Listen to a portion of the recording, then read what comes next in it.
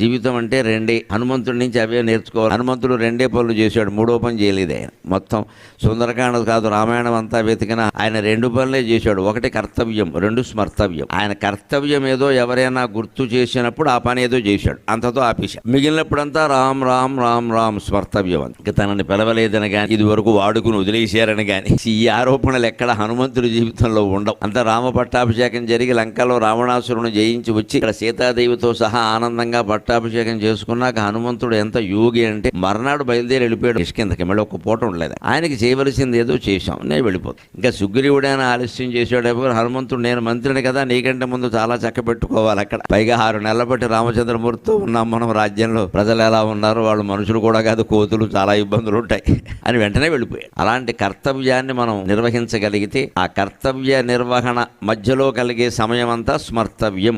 జీవితం అద్భుతంగా ఉంటుంది, సందేహమే.